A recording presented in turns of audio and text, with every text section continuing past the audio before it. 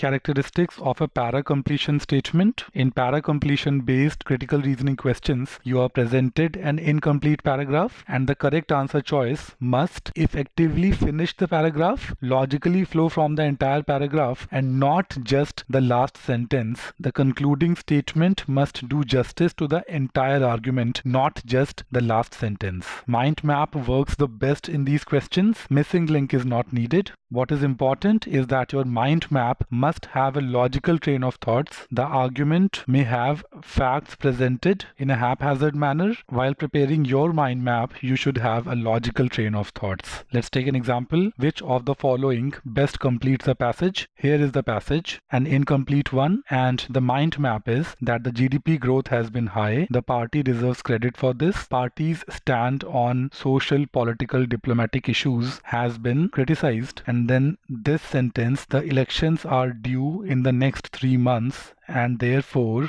what? Now see, first half of the paragraph praises the government, second half tends to criticize the government, and then we are looking for the concluding statement. Look at the answer choices. The party is not likely to win another term at office. This would be hasty. Such a concluding statement would do justice to only the second half of the paragraph, not the complete argument, and therefore this is not a good answer choice. One more, the party's economic policies must be lauded. Now this one talks about only the first half of the paragraph. This fails to do justice with the second half of the paragraph, and therefore this is also not a good answer choice. Look at this one. This is a slightly emotional answer choice, generally not correct. The public must demand greater government action on social, political, and diplomatic issues. This also completes only the second part of the paragraph, and it doesn't talk about the election. See, the last sentence here starts with something about elections, and therefore the train of thought must end with something to do with elections. Not a good answer choice. Not a mature one, I would say.